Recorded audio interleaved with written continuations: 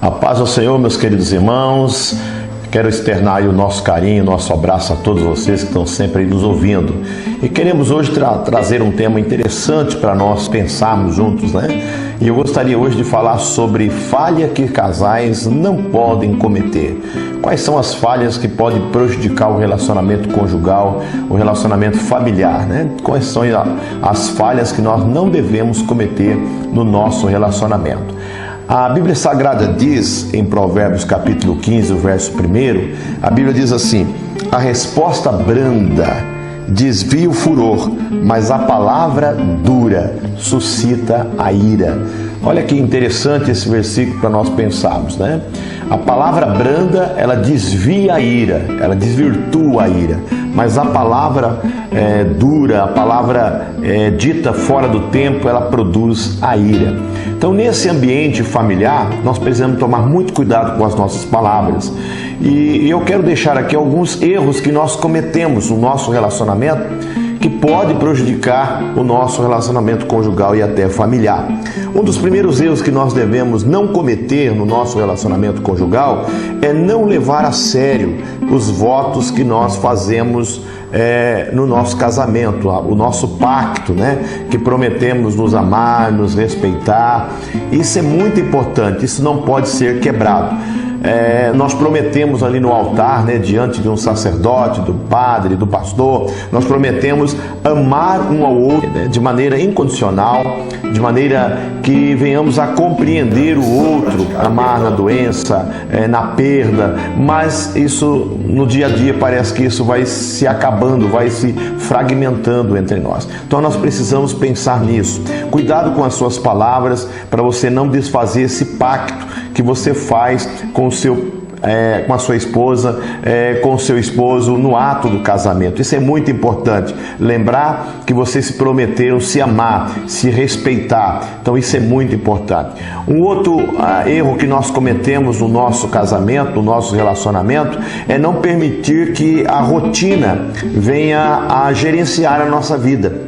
Muitas vezes nós nos acostumamos e os dias vão passando, os meses, os anos, e nós vamos permitindo haver dentro do nosso ambiente familiar, né, uma sequência de rotina muito grande, e aonde nós vamos perdendo o brilho, né, aquele romantismo do casamento, a gentileza que vocês se trocavam no período do namoro, aquele amor que vocês demonstravam um ao outro. Isso vai acabando, então há necessidade de vocês buscarem isso com mais veemência. Então cuidado, não deixe a rotina dominar o casamento. Vocês precisam sempre estar se surpreendendo um ao outro, com palavras, com ações, né? Aquela flor, aquele carinho, aquele bombom, né? Aquele toque, né? É muito importante o toque até no momento de discussão, no momento de crise no casamento, o toque é muito importante, aquele abraço, aquele carinho, para que possa então criar até um ambiente de respeito e de comunicação novamente se estabelecer na hora do conflito. Então cuidado para não perder, né? Não levar o casamento de vocês para a rotina. O terceiro item que eu quero colocar aqui também é não reconhecer os nossos próprios erros. Sempre transmitir a culpa para o outro. Isso é muito sério no relacionamento, no casamento. Nós precisamos entender que não é sempre nós que estaremos com a razão. Haverá momentos que nós estaremos errados e precisamos reconhecer isso. Por isso que a Bíblia, no texto que nós lemos aqui, diz que a palavra falada no seu tempo certo, ela produz a paz, ela produz a harmonia, ela produz um ambiente onde as pessoas gostam de estar. Então cuidado para você não sempre apontar o erro do outro em detrimento às suas ações. Isso é muito prejudicial para o casamento. Quando o marido ou a mulher reconhece os seus próprios erros, facilita para que haja harmonia, para que haja a construção de uma família saudável.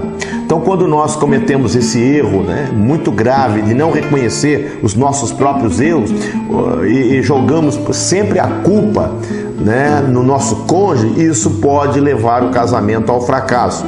Lembre-se, o desejo de mudar já é uma grande oportunidade e uma demonstração de amor, você ter o desejo de querer mudar, né? Reconhecer que você errou, reconhecer que você falou uma palavra que você não deveria falar, que você ergueu o tom de voz, que você fez uma brincadeira indelicada. Reconhecer essas atitudes é muito importante. Pedir perdão, né? Muitas vezes é difícil pedir perdão. Eu me lembro que numa palestra que eu estava ministrando no estado do Tocantins, eu lembro que chegou um bilhete a mim perguntando: olha, pastor, no meu relacionamento familiar, sempre que eu faço alguma coisa que eu percebo que desagrade o meu esposo, eu peço perdão, mas ele, de uma maneira muito sagácica, ele olha para mim e diz assim: eu não sou Deus para perdoar. Realmente nós não somos Deus para perdoar, e eu acho que nós deveríamos entender que uma das razões principais de Deus nos amar foi através do seu perdão. Ele nos perdoou. Então, se queremos nos assemelhar, né, ao nosso semelhante e amar o nosso semelhante, precisamos praticar o perdão, porque o perdão edifica, reconstrói os relacionamentos. Então, cuidado para você não jogar a culpa sempre no outro. Não, o culpado é você. Não, o culpado, por que você não... Não, vamos reconhecer também as nossas falhas. Outra coisa importante que nós devemos sempre estar atento para não cometermos essa falha é não negligenciarmos o ambiente da mesa do jantar. Nós temos muito hoje, por causa do grande... A grande ação tecnológica que nós enfrentamos hoje até no seio da família. Todo mundo tem o seu celular, todo mundo tem o seu computador, tem televisão, tem tablet. Parece que todo mundo hoje abandonou a mesa de jantar. E não há mais aquele momento da família se reunir, não há mais aquele momento do próprio casal se reunir, desligar a televisão, desligar os computadores, desligar o telefone, para naquele ambiente, naquele momento do jantar, do almoço em família, possa haver um momento em que vocês vão dialogar, que vocês vão colocar a conversa em dia. Isso é muito importante. Então não negligencie o ambiente da mesa do jantar na sua casa. Crie um ambiente. Se não tem um ambiente, né? Crie um ambiente, que esse ambiente não esteja próximo à televisão, que esse ambiente não esteja próximo a computadores. Se tiver, desligue, para que aquele ambiente, então, vocês possam ter um diálogo saudável. E quando vocês forem entrar por uma conversa, um diálogo, evite que o celular esteja ligado, evite que a televisão esteja ligada, para que vocês possam se comunicar e vocês possam se entender. Porque a palavra, quando dita de maneira saudável, de maneira pura, de maneira clara, sem culpa, sem culpabilidade um para com o outro, essa família tem tudo a dar certo, tem tudo a ser erguida e reedificada. Uma outra coisa que nós reconhecemos também, devemos evitar nos nossos relacionamentos como família, é a perda da prática do diálogo. É interessante que quando nós namoramos, nós estamos noivos, namoramos, a prática do diálogo ela é muito constante, ela é muito saudável, ela é muito desejada para os dois nubentes. Mas quando casa, parece que essa prática deveria de aumentar, ela tem a tendência de diminuir por causa das atividades, dos trabalhos, o horário que não condiz. Mas cuidado com a prática do diálogo. Tenha sempre primazia. Em primeiro momento que você perceber que há sinais de conflitos, vá para o diálogo. Não deixe aquele conflito aumentar, não jogue aquilo por debaixo do tapete. Se você não gostou de alguma coisa, pare para dialogar, para conversar. Em qualquer área, tudo aquilo que é demais, né, faz mal, e aquilo que é de menos também nos traz necessidades, prejudicam as nossas necessidades. Então, haja sempre a prática do diálogo dentro da família, estabelecendo com prioridades, não de maneira excessiva, né, mas de uma maneira que vocês possam se compreender, possam se relacionar, praticando aí o diálogo. E por último, eu quero deixar aqui um outro erro que nós cometemos muito dentro do seio da família. É viver uma vida conjugal de fachada. Mostrar para os outros aquilo que não somos. Ou muitas vezes mostrar para nós mesmos que está tudo bem, quando na realidade não está tudo bem.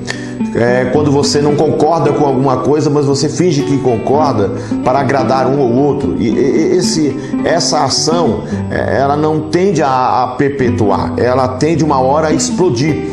É como um vulcão, né? Uma hora ele vai entrar em erupção. Então, há sinais, né, que você percebe que o vulcão vai entrar em erupção. Então, lançamento de cinzas, enfim. Então, você, no relacionamento, não pode deixar acontecer a erupção. Tem que ser cuidado antes. Então, cuidado com esse casamento de fachada.